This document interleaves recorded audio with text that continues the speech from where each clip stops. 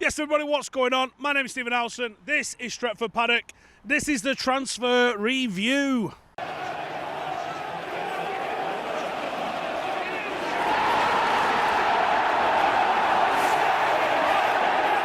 First up today, then, we are talking about Kieran Trippier, the Berry Beckham, Steve. Yes, Steve, the Berry Beckham. That's who we're talking about. And he's been over at Atletico Madrid. Bit of a strange transfer, that, when he went over there to go to Atletico Madrid. And to be honest, I don't think he's the best right back in the world. Colour me shocked. He's a good player. Mike McGrath in the Telegraph has been saying that United are interested in him. Here's the problem with, one, with that statement, and two, presuming that statement's true, like, United are interested in a lot of players. And there's a long way from, yeah, I'm interested in that, to, yeah, we're buying that. United obviously spent £50 million on Aaron Wan-Bissaka. I don't think this board and this club would even want to admit that's not been a success. That's so much cash to throw away. That's not saying I don't think he's been a success. That's not me saying I do think he's been a success. That's me just literally putting it out there that if we say we want a new right back, that paints a certain perception. Now, I don't think Trippier paints that perception. He's certainly not in the same age bracket. He's 30, which means that he's probably looking for more of a rotational sort of thing. Here's what he's different. He definitely has totally different characteristics in terms of what he's like as a footballer. Aaron Wan-Bissaka, 1v1 defensively, flawless. Defensive unit, a little bit of work to be had, and going forward, a little bit of work to be had. Let's be polite and say that. Kieran Trippier is the opposite. 1v1 defending, not the best, a little bit of work to be done. But going forward and from set pieces, guy's got an absolute wand of a right foot. So I could understand why Solskjaer would want someone who's a bit different to provide either competition, backup, or just as someone who's a plain different option to have at right back. If you want to build a championship winning squad, it requires a squad. There isn't an 11 that you get to play in all competitions to play 60-65 games a year plus internationals that you can do it on 11 players. It is about the squad. And the players that come in for your 10-15 games, when they're of the requisite quality to be able to come in and not dampen the abilities of the side. And I mean, I think one matters in that at the moment, where he's coming in and looking really good because he's used sparingly. When that's the case, that's when you've got a squad that can go on and compete for titles.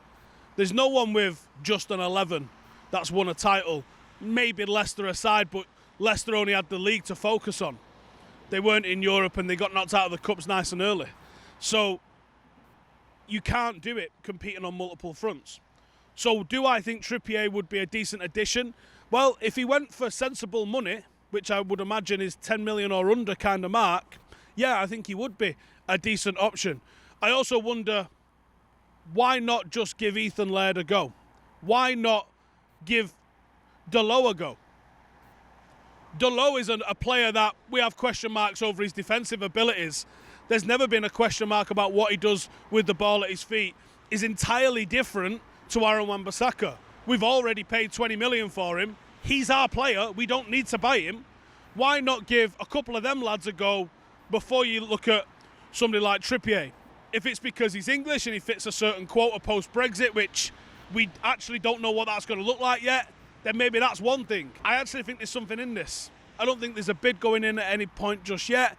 I think it makes sense on multiple levels. So I'm going to say, let's give this a 4 out of 10, and we'll definitely keep an eye on it. Right, this one is in the Mirror, and this one is talking about Ben White. Supposedly there's a short list of 3 centre-halves, Deo Upamecano and Rafael Varane being the other 2 that are on this list. I can't... Upamecano, yes, obviously he's a good player. Obviously he fits the age profile of what United like to buy. He's also the kind of player that, actually, he would do well at United.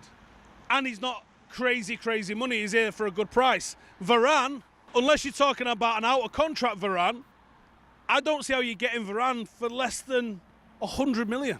This makes no sense to me. United need... Well, we need first-choice centre-halves. Let's be real.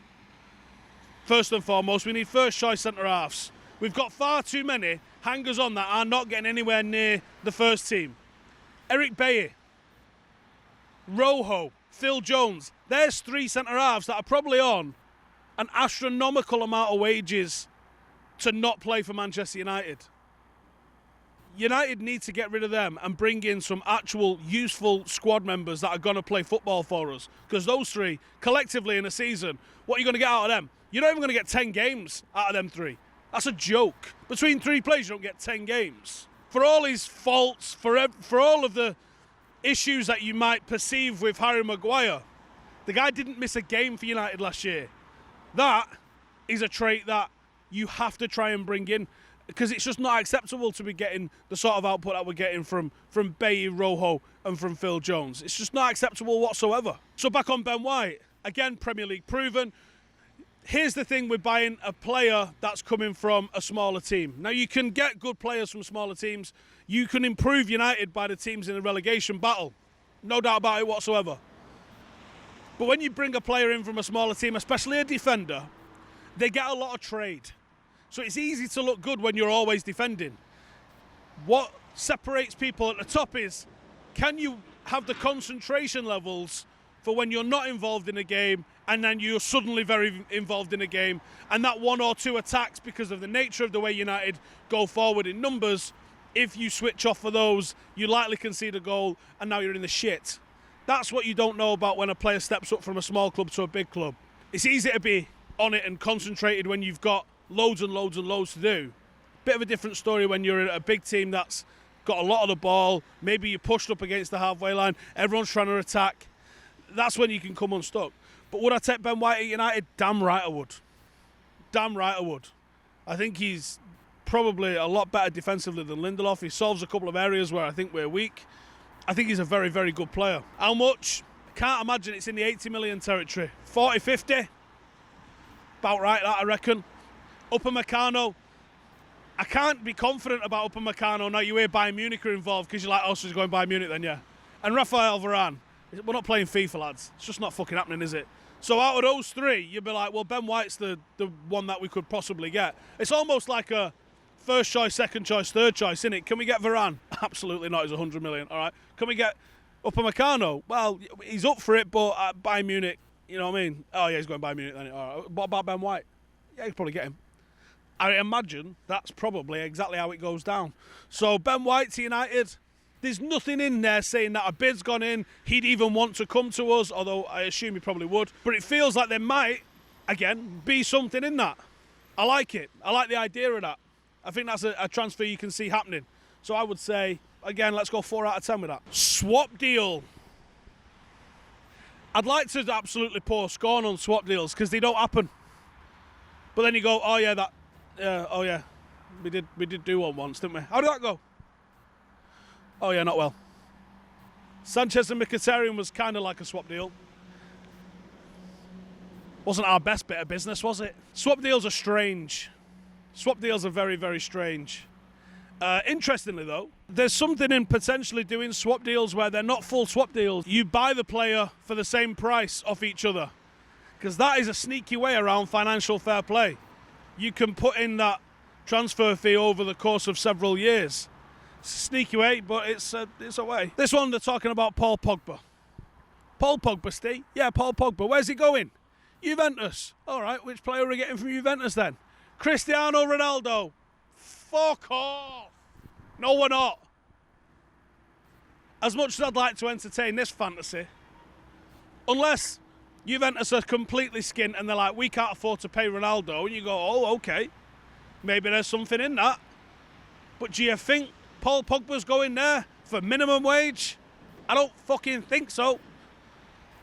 So literally any fucking reason you can come up with why this might logically make sense as something that could happen, reality gets in the way and goes, fucking no.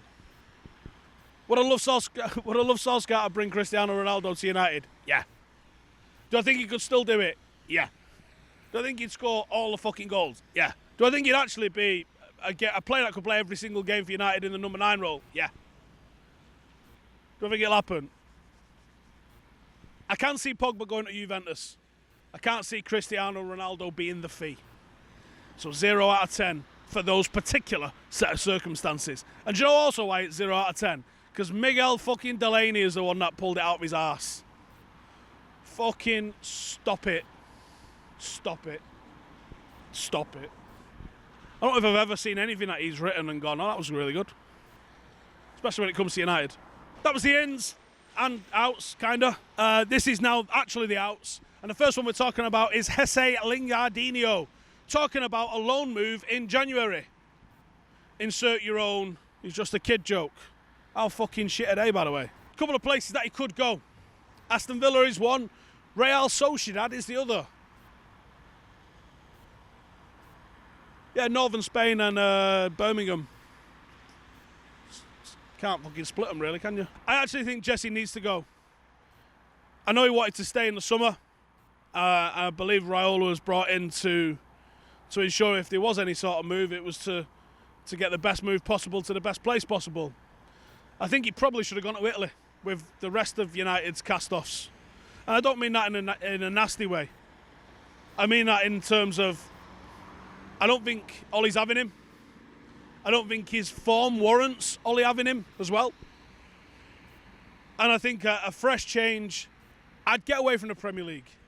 I'd get away from the Premier League because the Premier League's mayhem.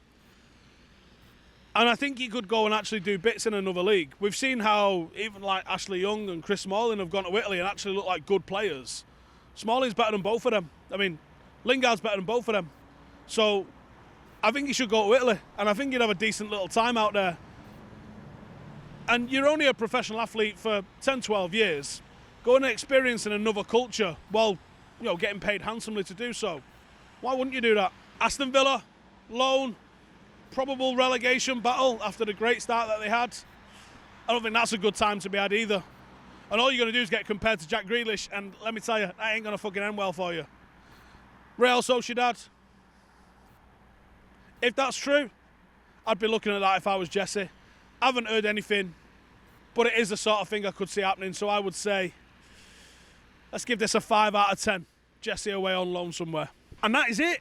Not so many this week to be talking about, but we are now like 3 weeks away from the window opening, which means that it's going to get pretty tasty as always. So make sure to subscribe, make sure to like the video, and also check out our members as well, because if you would like to become a member, we are giving away a PlayStation 5. Did he just say a PlayStation 5? Yeah, I fucking did. Rewind it if you don't believe me, right? We're giving away a PlayStation 5 amongst other shit, and you can win it. All you got to do to enter is be a member when the draw happens, which is after Christmas. So if you'd like to win a PS5 amongst all sorts of other awesome prizes that we've got, then hit the join button, become a member, help support the channel, and enjoy yourself. See you in a bit.